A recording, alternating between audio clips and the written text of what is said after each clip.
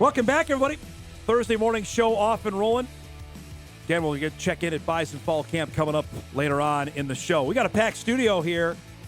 Excited about, I had heard about this going down last week. I'm like, all right, we got to make sure we get something on the show about it. Tomorrow, out at West Fargo Cheyenne High School, the Stampede at the Stable will be happening out the football field. The second year of this happening, where it's outdoor wrestling that is happening on the Cheyenne football field. We got the two guys are going to make it happen. Chad Clemenson joining us, and Cheyenne Activities Director James Moe joining us in studio. Guys, it's great to see you.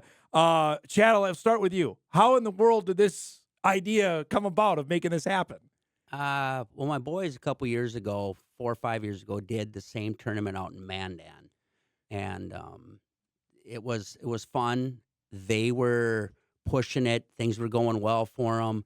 Then they had a couple years of bad weather, and so their numbers started dropping, and so they decided that maybe this wasn't something they wanted to do, because it is a lot of effort to get things to work. And so with them not doing it for a couple years, I reached out to them and I said, is this something you would be okay with if we started something on the eastern part of the state?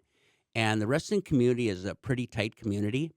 And we know that the only way that sport's going to grow is if we kind of work together. And so with their permission, we started talking around and, we made it happen.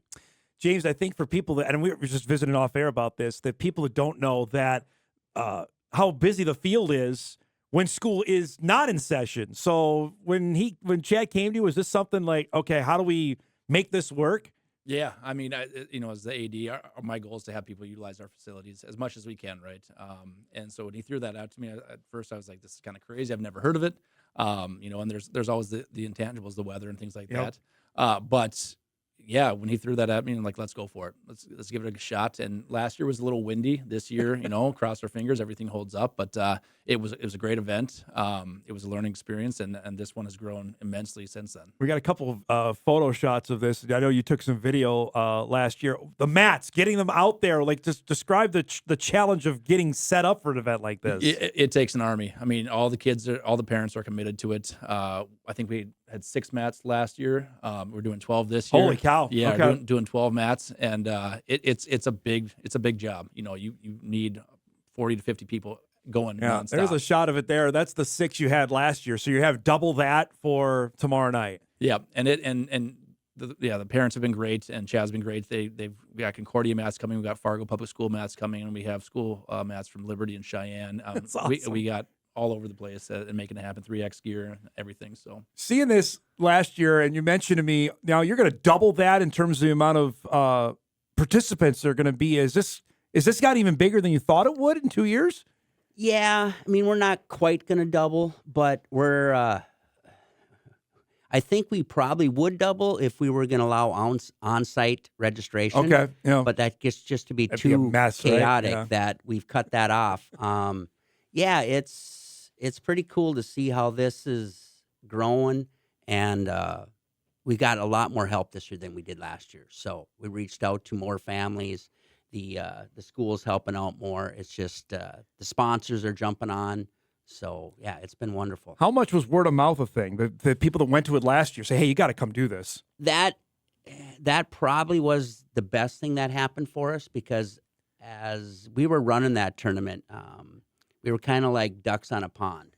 We looked pretty calm on top of the surface, but underneath our feet were scrambling because, like I said, a week before it, we had 70 people signed up. And so we were wondering if we were even going to have it. We decided, well, we're going to do it no matter what. No matter, yeah. And then by the time we started wrestling, we had up to 240. So we didn't know what we were going to do with mats, tables, how we were going to split it up. And, the people around us all stepped up and made it happen. So, Chad, for people that don't know, what's the age level here? What kind of wrestlers are going to be at this event tomorrow? Pretty much pre-K through 12th grade. Wow, okay. It's scheduled 6U, 8U, 10U, but it's pre-K through 12th grade.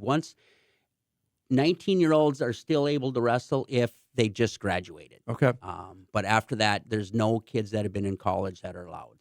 So people could still wrestle or register up until tonight? Tonight at midnight. Okay, that's the cutoff. So if you still want to get in. And we did not raise the price. We were going to do basically a last-minute surcharge, but we've kept it at $30. So, James, to do this on a Friday night now it will be August. You're right around the corner. Fall camp, I know, starts next week for football. Soccer goes next week. What are the logistical of this, of making sure this happens at the time that you're doing it at? Yeah, just talking to everybody, it's you got to clear things out. I mean, again, working with the parents and stuff like that, they know that my deadline is Saturday. We got to haul everything away, find storage for everything, and we can store some things in the school and in the garages and stuff like that. But realistically, we got to get stuff out of there because 6 a.m. We have soccer starting on Monday and stuff like that. And so right away, it's just a quick turnover. But again, great families, great coaches, great kids that are all willing to help out. What have you heard, I guess, word of mouth wise on this, or just being, boots on the ground? Like, this is something we want to be a part of, or how do we be a part of this? Yeah. So that's, last year, once things got going, I just kind of soaked it in, taking photos, taking some videos and snapshots and stuff like that. And then talking to families and parents just saying, this is so cool. Yeah. This is unbelievable. My kid, they see their 6-year-old kid, and those guys, when they wrestle, those girls, when they wrestle, they're just adorable. Right. But also they're like, this is such a cool experience and we want more of this. And then how do we make it happen? So, I think with West Fargo and with Cheyenne, we're always trying to figure out what we can do to make things next level. And, with this being outdoors, we have, the outdoor hockey event in Winter Classic. Yeah. We have outdoor volleyball coming up this fall and stuff like that. So there's a lot of things happening, and this is like a catalyst to all other things happening. I imagine just being out there, if you're driving on veterans and see that, I would just naturally just look over. Did you notice that at all? I know you're probably in the midst of it, but especially when you get later on, like, what in the world's going on over there? Yeah, when at 6, 7 o'clock at night, when it's not dark out and the lights aren't on yet, I don't think people really, they just were wondering what's going on over there. But then at 10 o'clock at night, I would say like 9:30, right? Yeah. I know I got a lot of comments from people wondering what had happened over there and, why kids were running around and stuff. And that's when it really comes to life, is at night. But we can't have, these younger kids out there that late. So we have to start it early enough. But, I think at some point it would be really nice to graduate this to even a little longer at night, but I don't know if that'll happen. So how often are these frequent around the country? Are these, like, I've never heard of this before, frankly. When you mentioned the one in Mandan, I didn't even know that was going on. Is this more prevalent than I know? So again, a lot of people are trying to do things to grow the wrestling. And so there's beach wrestling, there's summer events, there's Rumble at Rivers and stuff. There's some events that are running down main streets. They're on baseball diamonds. Everyone is trying to tap into doing something fun to grow the sport of wrestling, because wrestling is a grind. And if you can make it fun for some people and something different, you might draw 1 or 2 new people to the sport, and all of a sudden you draw 1 or 2 new people and they talk. So you also have a really neat and I would say unique way of handing out first, second, and third trophies. Give us the lowdown on that. Well, the first, second, and third stuff will be, guys that have placed, and we've got some pretty cool cutouts this year. We got horseshoe cutouts that are going to have placing on there. There'll be an actual horseshoe cut out of metal. Wow. Last year for first place, we only gave a T-shirt away. Yeah. Because again, the week before we had 70 people, so we couldn't invest in a bunch of prizes, but we knew it was going to grow. So McNeely Steel donated the trophies this year. That's awesome. Then we're going to hand out some gift cards to some kids that are on the mat rolling around. If they do something fun, we're going to have some on-field personalities walking around and seeing something cool, and they're going to hand a kid a $25 gift card for doing something fun. We're doing gift giveaways to, registrants, $250 gift cards, $100 gift cards. We've got $2,000 in gift cards from Shields. Holy cow. To give out. Yeah. So that's fantastic. James, I'm interested for going forward. Is there a limit how big you want it? You mentioned you're going 12 mats. Is there a limit on how big you want this to get? That's completely up to the wrestling team and the parents and stuff. Going from 6 to 12 was a big jump. Yeah. I think our goal was 500 kids, and who knows, maybe we get close to that by the time registration's done. But again, it's a one-time thing. Yeah. And if you can make it, again, special, unique for the community, unique for people, like if they come up from South Dakota, Minnesota, and they're like, I want to be part of that because I've heard about it. We want to showcase our school and our facility and make it happen. I just got an email on that, Chad. Can you ask how far away are kids coming from this? Do you know, like, is it just immediate area or how far away? They're coming from all over. We've had some people register that are up here visiting that are from Houston. Last year we had some from Oregon. But South Dakota is putting in pretty good numbers right now. From Sioux Falls area this way. Not many from the western part of South Dakota, but. Are you going to be able to enjoy this tomorrow? Are you going to be too busy running around just to sit and like, wow, this is totally organic and now it's become a thing?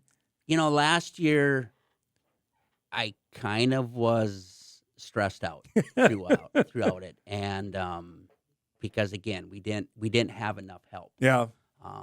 But this year, I think with all the help that we have, the organizations that's taken pre-tournament, last year there was no organization. We 2 days beforehand, we were trying to find concessions and this and that, but we've had a lot of help from the board, the parents, the school. This year's going to go pretty well, I think. James, is it cost to get in? Like if I'm just attending, I want to go, I don't have a dog in the fight, but I want to go see it. What's the deal on that? There's a gate admission. Okay. I think it's $5, I think for adults and stuff. And then, kids 6 and under are free and stuff. All of this goes back towards our wrestling program. So this is a big fundraiser for our wrestling team. The gate admission, the concessions, the registration, all of that kicks back to our wrestling team so that they can continue to do what they want and get better, get stronger and go further. Have you heard from other ADs around like, hey, we'd like to get involved, or can we get involved? Is that something that no one's really reached out yet. I just know that some of their students are involved with it, and I know some of the coaches are involved. Yep. When I repost things, I see that Grand Forks Central's coaches are reposting it on Twitter and things like that. So it's just, again, it's through the Twitterverse, through or X, through the word of mouth and things, but the kids are involved. You think this is something they can get spurred up other spots around the state, maybe? I think so. I mean, I would love, like he communicated with Mandan. I would love for them just to have a clear understanding is like, let's do multiple venues, multiple locations, maybe one on the west side, one on the east side, but let's plan it date-wise so it doesn't interfere, right? And so everybody can kind of get a piece of that pie. I know you were mentioning before we came on about trying to link up when the USA Junior Nationals are here. Is that something maybe to move it earlier on the calendar that would be That would be cool? a lot of fun. Yeah. That would be amazing. Now, having that influx of kids that are in town, that's a lot. would really make things difficult, but it would be a good problem to have. Yeah. Well, if you want to go later, you could certainly do that if you have the time on that. But that's there's a whole other litany of issues that come with that. That Thursday or Friday when these kids have kind of only the best kids are left would be probably something we could look at. Yeah. Describe just maybe tomorrow night, 9:30, 9:45. You get a sense of, hey, that we did this. What do you think the emotion is going to be when this is near the end tomorrow night? I don't know if I'm going to want the lights to go off. I think it's the cleanup and stuff, and the lights are on, and you sat there last year. We got done around 11 o'clock cleaning up, and everyone was in a hurry to get the mats down, but then no one was in a real hurry to leave because then we sat around and talked about it, and what are we going to do next year to improve, and that's our goal every year to make it a little bit better. For the Cheyenne guys, how big a deal is this? This is at their place. Get a chance to do this? Have they been? How jacked are they for this? It's special. I mean, some of them wrestle, some of them just help out and volunteer. We have some of our Cheyenne boys officiating. We have some doing table workers and stuff like that. But it's special. This is another opportunity for the team and the parents and the community to connect and just kind of have that downtime, but also enjoy the sport that they love so much, and really just hang out and kind of, like you said, enjoy that moment and just appreciate what we have. So, have you gotten people call and say, "Hey, I heard about this. I want to be a part of." Even of the last couple of days, like I saw the story in the paper, or maybe hopefully people are watching this. Like, is that word of mouth spread even over the last couple of days? Yeah, it is. That's kind of even earlier in this. I had reached out to a buddy of mine who at One Wealth, Jeff Lamp, and he had heard about the wrestling tournament stuff. And I asked him, I said, I want to do some bouncy houses at this thing. And he's like, bouncy houses? Why do you? I said, well, how often do parents come with kids these kids sit up in the stands, and they don't want to be here. The kids don't. The parents are like, God, what am I going to do with this child? So I thought, well, if we can incorporate some bouncy houses outside the field a little bit, and these kids can go and bounce around, the parents can actually enjoy the tournament. One Wealth stepped up, and they donated the money to cover the bouncy house. That's cool. All right, before we roll here, just give everybody the details. If they want to go, sign up. When does everything get going tomorrow? Tomorrow we're going to have doors open at 4:30. Okay.